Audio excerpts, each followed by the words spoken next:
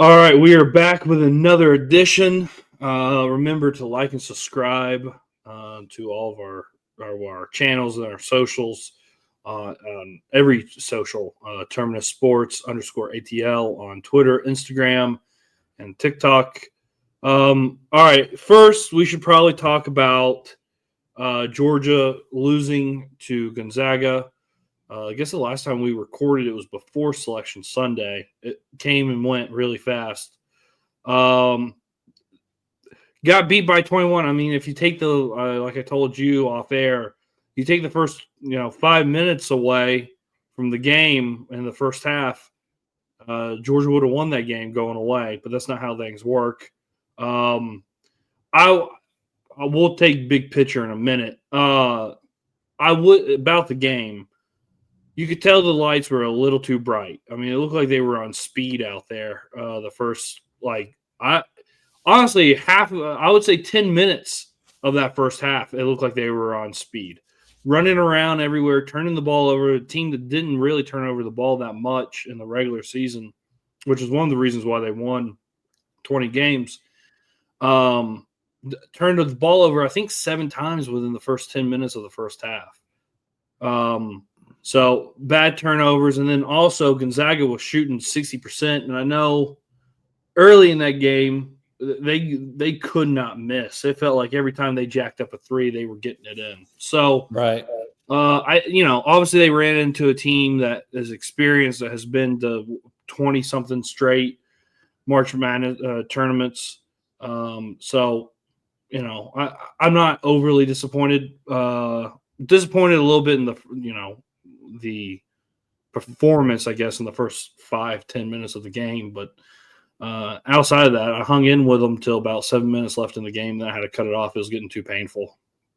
Yeah, I mean, obviously, the precedent is set now that Mike White, we expect to be in the tournament. So that's a good thing. But we clearly still have a long way to go to be where we want to, or where a program like Georgia, a university like Georgia should be, given the resources and the talent around us that we talked about before. So I don't know. I like Mike White. I can kind of see glimmers of hope, but it's hard for me to believe that, like you said, the bright lights, maybe they playing tight, frenetic.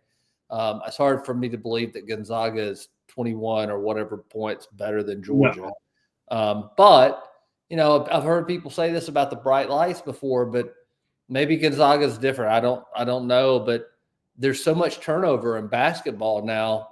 A lot of these teams that may have kids that are first time in the tournament like this. So I don't know how much stock I put into that. But is Asa Newell coming back, or he's not coming back, right? He's not coming back, no. So we're still building, and part of he's about the only thing Georgia. He showed up, right? Definitely. I mean, he settled down. I think him and Silas Demery both were kind of the stabilizing forces in that game, where at least Georgia looked competent. I mean, they got it down to 15 there late. So,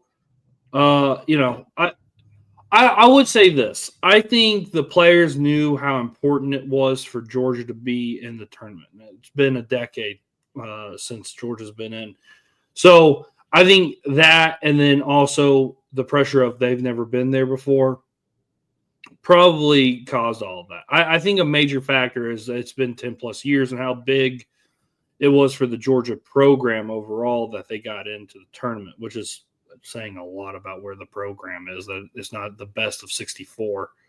Right. 68, really, when consistently not the best of 60 or whatever. Yeah, 66. Yeah, 68. It's a building. It's a building block. It's a stepping stone. Whatever terminology you want to use, it's a step in the right direction for sure.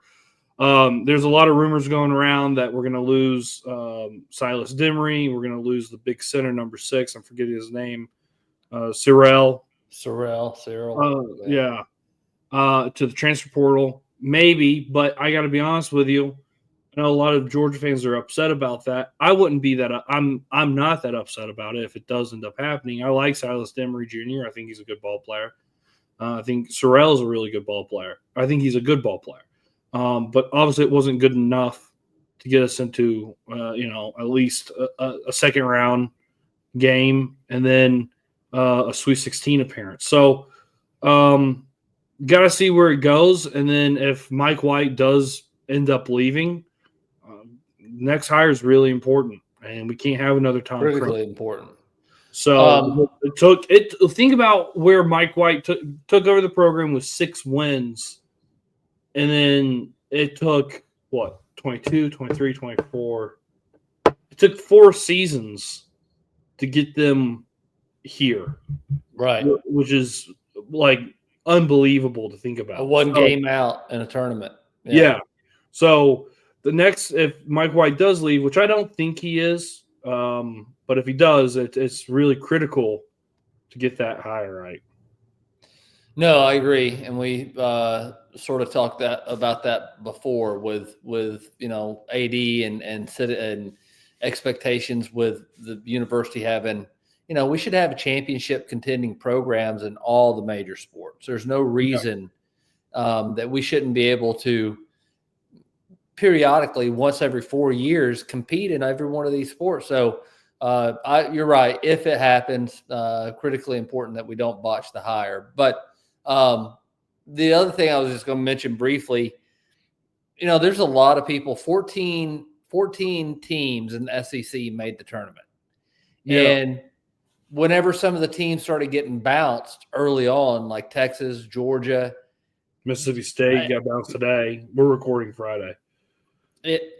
And all the hate towards the SEC, like overranked conference, they've been waiting to see. So it's not only in football. Evidently, people are talking about it in basketball, but I still believe SEC is maybe going to have 2, 3 of the Final Four. Well, so we'll see. I would say I'm pretty confident either Auburn or Florida is going to be in the Final Four this year. Yeah, I would say. Also, Alabama could, also Alabama, yeah. They looked pretty. I mean, I know they played Robert Morris, but they had a little bit of fear there. But as of yesterday, and I don't know what it is today because I haven't had a chance to really pay attention. But SEC was 4-2. So I mean, it's not like they were getting run out. It was Texas and Georgia lost. Everybody else won. Right. Mississippi State lost today. Arkansas beat Kansas. Arkansas was a team that was considered down in the basement of the SEC. By the way, if you care, this won't. I watched some of that game. Yeah. I will say to you, because no one else will care, because it'll be past. Sneaky good. Calipari, Arkansas is playing St. John's. And that's Rick Pitino. Wow. So Saturday night, that's appointment TV for me. All right, enough about basketball. Who cares about that? Oh, by the way, real quick before we actually move past basketball, for all those years where Georgia was in the hunt to win a national championship in football, I could visualize that. I could see that. Even whenever we were 6-7 and losing the Liberty Bowl to UCF, it was still like a thing I could see in my head. Basketball, for some reason, I can never imagine Georgia winning a national championship. And I don't know if that's because they've been so bad for so long. You've been conditioned. Yeah, for sure. We all have as Georgia fans. That's pretty bad. I mean, Auburn thinks that they can win a national championship in basketball. And I will tell you this, in my opinion, this is really simple from somebody on the outside saying, it is as simple as Georgia making a decision to win a national championship in basketball. Seriously. Of course. So we just have not, as a university, as an athletic program, we haven't placed enough emphasis on that yet. And I don't know. I don't know why that isn't the goal. Like, you can still have. I mean, Florida showed you the blueprint. You can have a good a national winning national championship winning program in football and also have a national Ohio championship. State. Yeah. Ohio State's done it. Yeah. So I don't get it. I don't either. It's just I think it's a culture thing. We've always paid more attention and we to football, and we've always, outside of a few years when Durham was there, and maybe one other one when we got caught for cheating. We just never have been any good. So you haven't built the culture of success that has the expectation. But the way this NIL works and transfer portal and coaches being motivated, to be at a big time program and have access to those resources, I just think it's a question of making a decision that, hey, we're going to compete. My thing, don't be like a Miami a couple years back. Don't buy yourself a national championship. Right. I mean, build something to sustain it. Like I said, once every 4 years or so, you're really making a push. You got a team that can make a run, but every year, there's no reason Georgia shouldn't be one of the best 66 or 68 basketball teams, for goodness sake. Yeah, especially with in-state recruiting. All right. Yeah. Going to football. All right. There's multiple topics that we can cover. First, I guess would be the 2 arrests that happened with Easley and Nitro Tuggle. Indefinite suspensions, not just the arrest, the indefinite suspensions. Which, I don't know, timing-wise, couldn't happen at a better time. So thanks, I guess, to learn your lesson. But I get the Nitro Tuggle thing, to suspend him indefinitely. But I also don't at the same time, on the other hand. The Easley thing is a little bit more confusing, and I don't have all the facts on that, and I don't think a lot of people do either. No. So I don't know how many people have read it, and I don't pretend to be a journalist. But I've read other people, and I think I can't remember the guy's name. He's been in Athens forever. Anyway, he got a report that there was off campus a white Dodge involved in a wreck along with like 2 other cars. One of them was a Mercedes. I forgot what the other one was. Jumped a curb, spun out. But that was it. It didn't say they were speeding. There was no alcohol. It didn't say it was reckless driving. It said none of that. It just said there was an accident and it was Easley. And next thing, you see is that he's suspended. So I don't know.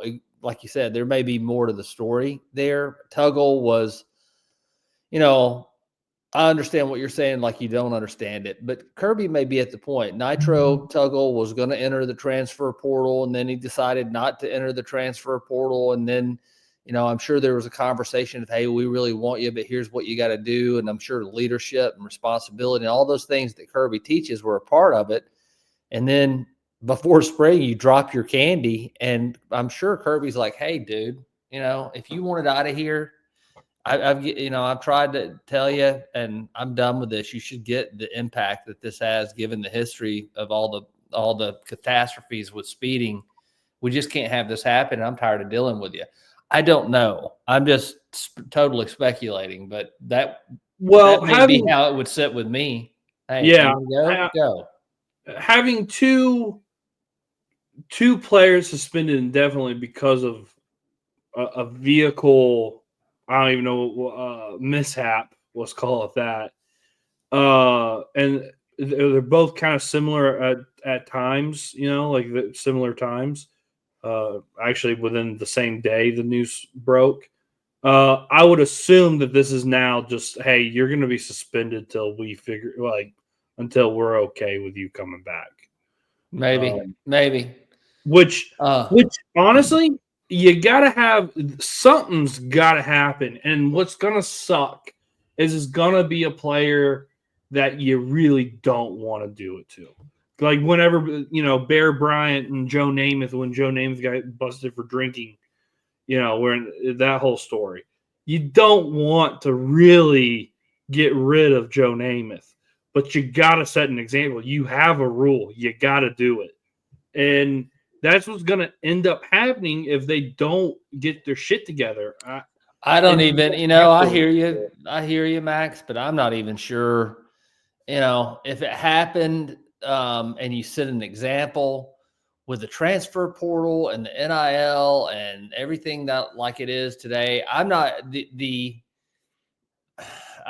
off the field discipline and just I would question that. It's almost like it's getting to where it's like the NFL. Kirby said it in his press conference. I know we're not there. They don't want to be coached. They pout.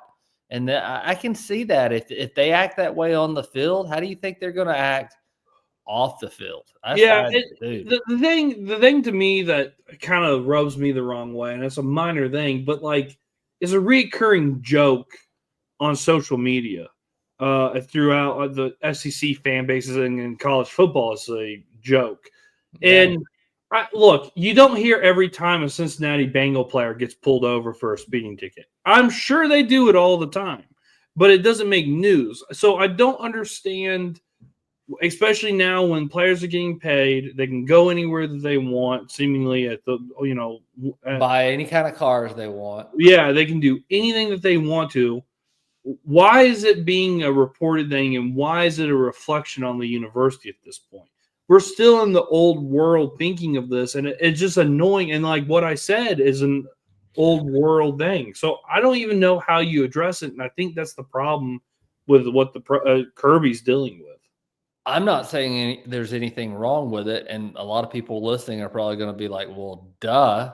But there's journalists over there that sit with scanners, police scanners, shipped out, and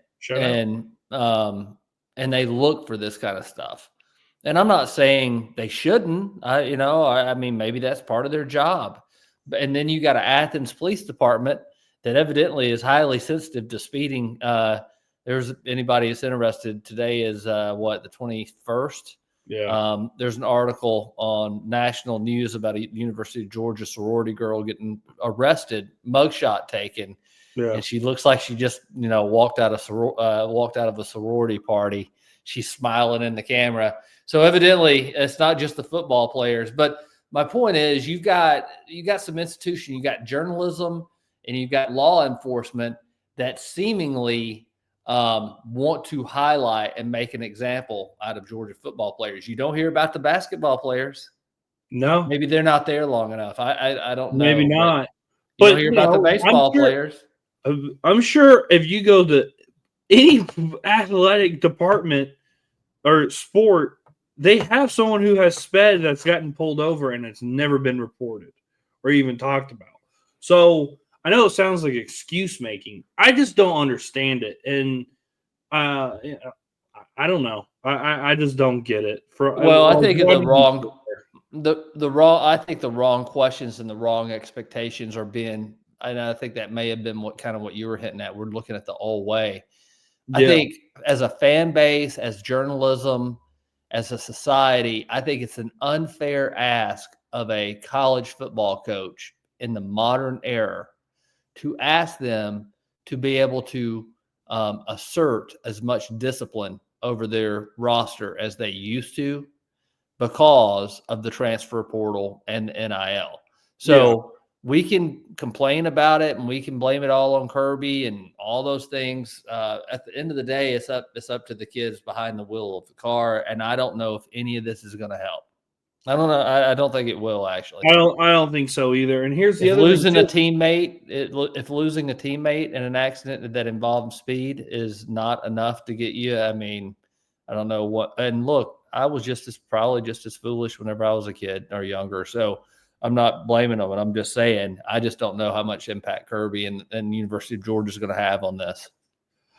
Yeah, I'm with you on that. And also Athens PD, the Nitro Tuggle, $26 bond. How ridiculous. Yeah. He has to say, hey, I play football at the University of Georgia, and the cop has to get a figurative boner. And we're going to take you to jail today, baby. Kirby needs to have somebody come in and tell these guys, hey, if you get pulled over, do not tell them you are a University of Georgia football player. Why are you driving a Dodge Challenger? I don't know. My dad owns a dealership. Whatever you got to do. None of your fucking business. It's in my name, isn't it? Next question. That's what I would say. That's the reason I'd probably get arrested. Yeah. Next question. Yeah. Yeah. All right. And then to me, I guess which one do you want to go with, the G Day, or do you want to go with the press conference and then Monroe Freeling? I would rather go with the Monroe Freeling and the press conference, the and G then talk Day, about G Day to wrap up. Yeah. All right. So Kirby had a press conference this week. What was it, Monday or Tuesday? He was in a very bad mood. He was just agitated. At the beginning, he said, "Do y'all have any?" They just turned on their cameras. He goes, "Guys, if you don't have any questions, I can go home. I got better things to do with my time." So he was already in a grouch mood. I would have never asked a question once he opened up with that. I'd have packed up my notebook, got my backpack, Go fuck yourself. Got my water. I'd have been heading out. Yeah. So you kind of hinted at it. His biggest thing was this team is young. The freshmen, whenever they get coached hard, they're pouty and they're out of shape. And he said that they got a long way to go, but he does feel optimistic. So I'll decode it, Kirby. I'm a good decoder of Kirby's language, meaning this team's really good. They're not where they need to be. They're extremely talented. They're lacking the push, the fourth quarter push. And they're really young and inexperienced, and whenever they get tired, they do bonehead things. That's exactly what it is. And by the way, the one team that he was the hardest on, like in the media during the spring, you can go back and look. That 2022 team, he ragged on them the entire spring. Ragged on the entire time. You do notice a different message from Kirby based on the personality of the team. Last year, he was as soft and as patient, as gentle Kirby as I've ever seen. Yeah. So, another way to look at it, and I don't think you're wrong, and I think added to that is you got a young team that's a bunch of 4- and 5-star guys, and they think their shit doesn't stink. And in the age of transfer portal, NIL, University of Georgia, and this is what Monroe Freeling said in a separate. I think that was unusual too. I think there's like 7 players that got interviewed. Monroe Freeling in an interview, they were asking him specifically the way the context around this was, do you guys hear, meaning the players, hear the the criticism from the fans on social media and regular media everywhere about not performing up to standards or not meeting expectations because the offensive line was supposed to be one of the better ones going into the season, and obviously it didn't turn out that way. Had a disappointing year. Do you guys hear the criticism of that, and especially when it comes, do you hear the criticism of the coaches? So it was coming from Stacey Sears. Well, I think it was coming from Mike Bobo and Stacey Sears, the offensive. How much do the players have? And he basically took ownership of it. As players last year, this is what he said. That really, he said some other things that they got away from fundamentals, but last year they were very veteran laden, and so they just assumed that they were going to win the game. And I think you saw that over and over with the slow starts that, hey, we can come out here, roll the ball out, and we're Georgia and we got all this talent. We'll come back and win. And there was that sort of lackadaisical lack of focus. And I think that's what Kirby's trying to cut out from the program.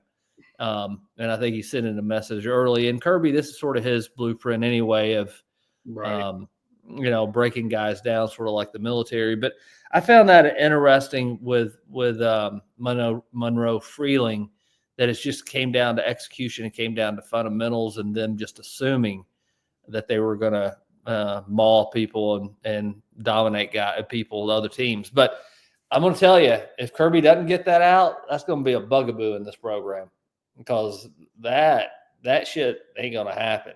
It's just not. There's too much parity now in college football. Yeah, way too much. But I said this off air to you yesterday or the other day whenever we were talking about it. We all knew that. I think we all suspected that. But credit to him for admitting it, and then secondly, credit to the team for pulling it out in the fire. a lot of times. Yeah. They never quit. They had a lot of times there where I mean, you gave up. I didn't. Texas twice. Alabama was a great example. Kentucky. Um, Auburn. Well, not Auburn.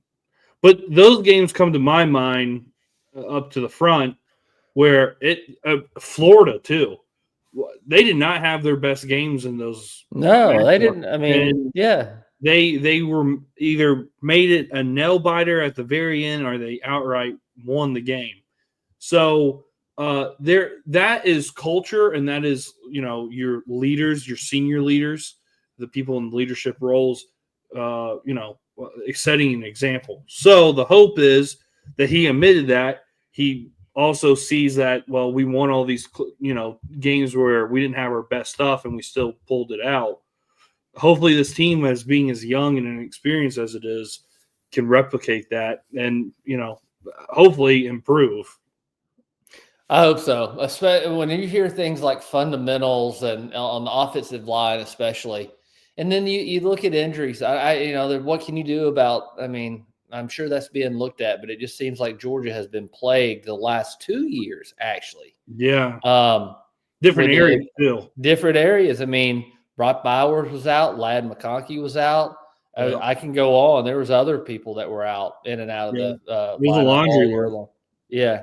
So it's been a. I mean, every team has has injuries. I get that, but offensive line to me, it's just like it's like baseball, man. You you will never notice the bullpen until they have about a 7 to 10 day stretch when they blow leads and can't hold on to them. Sort of like the offensive line. When you can't run the ball and you can't protect the quarterback, first thing that pops out to me whenever I think of last year's offense, we could not dominate the line of scrimmage. No, the And passing so, game flow. yeah.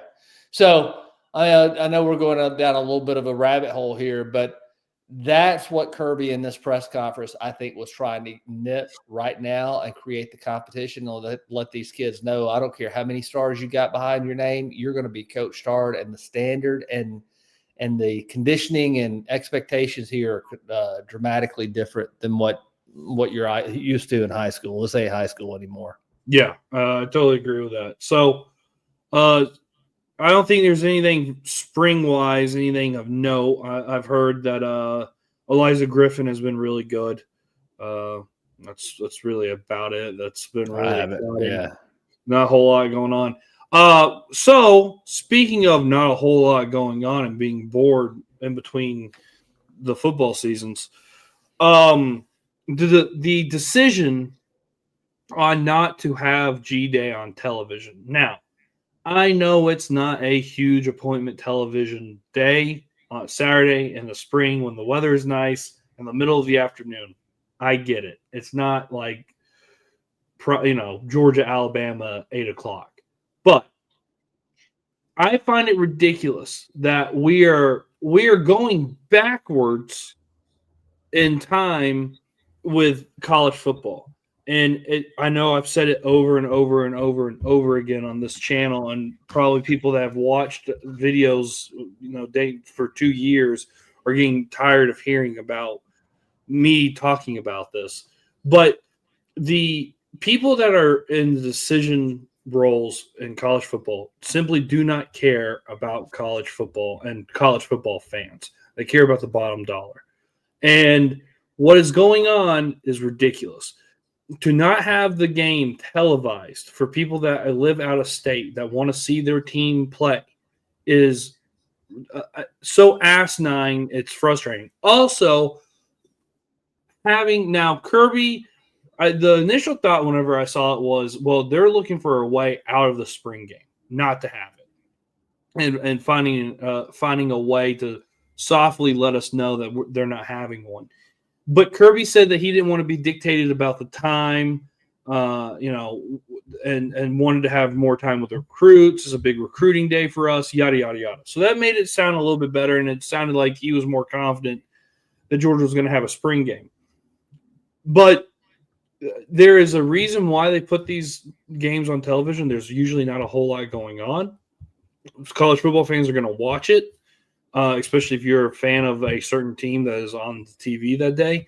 I find it ridiculous that they're doing this to a fan base. I find it ridiculous that they're charging you $5 to go watch the game, which, fine, I'll be an idiot. I'll buy the $5 ticket so I can go watch because, it's been a tradition of ours for a very long time to go. But to me, everything that we're doing to college football is hurting the product. And this is just another example of the product being saturated by money. And it is really bothering me. And I don't know. I mean, I see on Reddit, I'm on a Reddit for, the Georgia football fans. And a lot of them are saying, well, I'll watch Georgia games, but I won't watch any other college football games. The passion for the rest of it has gone away, and really is getting to the point where I'm not finding myself as passionate for the Georgia games anymore, which could be that could be a factor if we sucked this year. But what they're doing is hurting the product, and when Georgia fans, SEC, Southerner, people are not watching college football, that's a problem.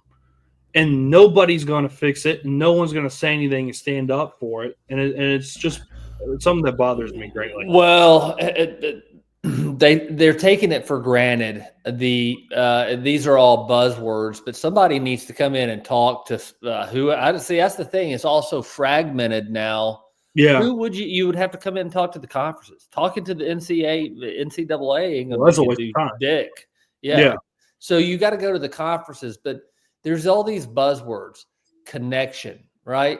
Well, you've lost or you are losing the connection with your fan base when you do things like this by removing the spring game, A, like all these other schools are doing, and B, disincentivizing by the rules of the game, right?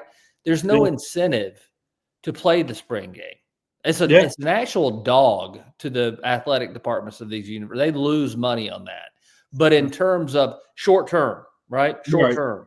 But in terms of long term and building the fan base, having the kid that's 4 years old come in with his dad and his grandfather, and then, you know what I mean? Starting that tradition. Yeah.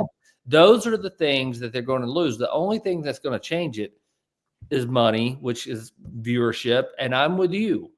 This past year, and I don't know if it was because Georgia, number one, wasn't that great, but number two, they just didn't play an exciting brand of football. And I was usually so wiped out from pulling Georgia through the games because a lot of them were nail biters that shouldn't have been.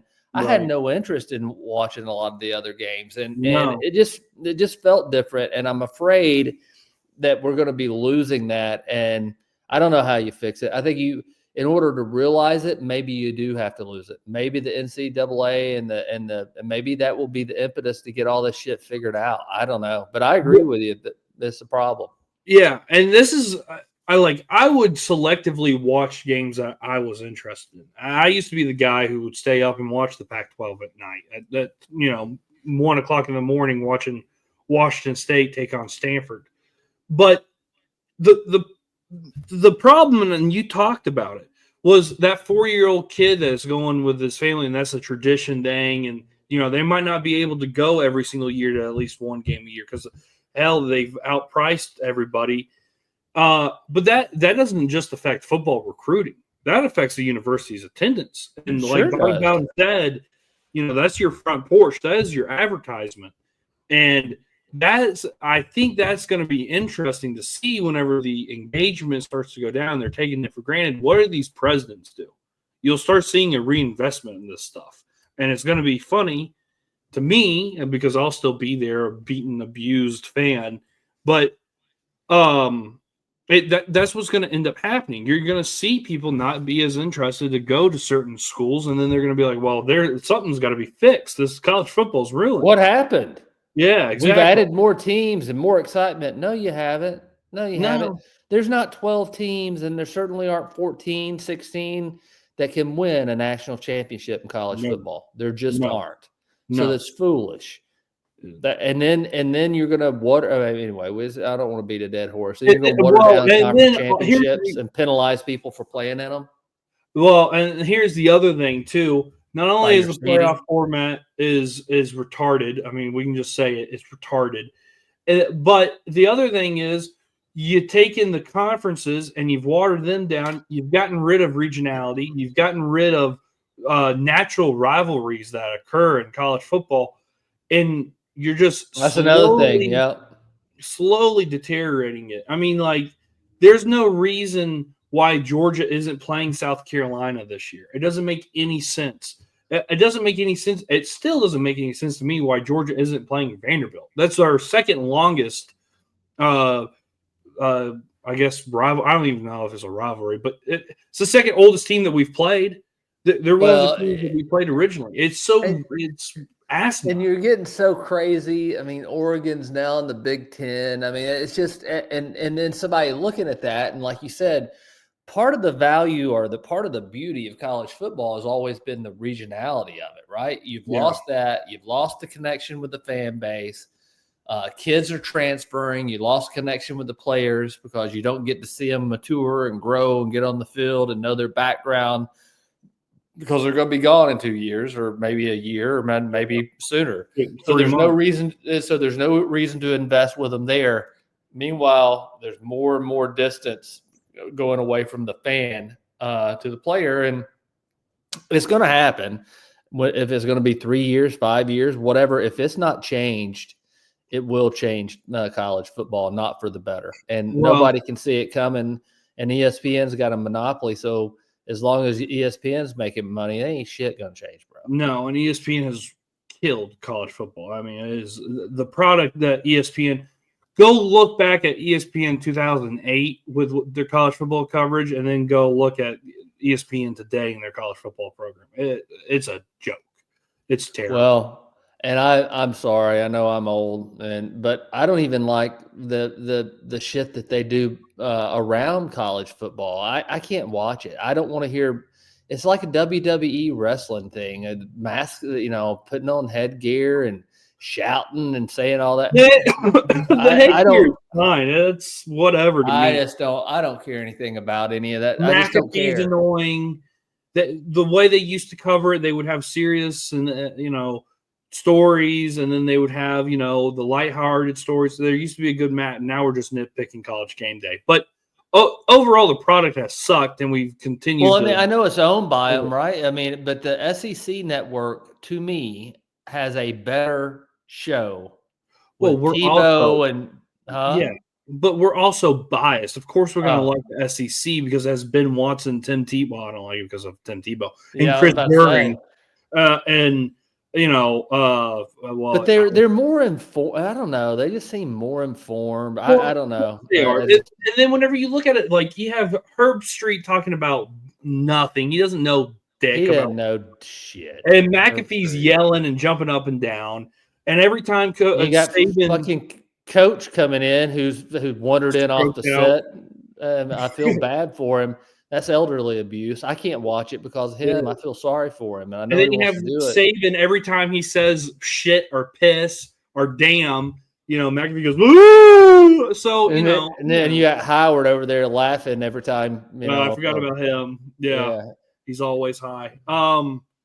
Anyway, doom and gloom. Nothing. But I would say, and if you are being negative, look into this lawsuit. What's going on with the NCAA and former players and the structure that's going to come out from this.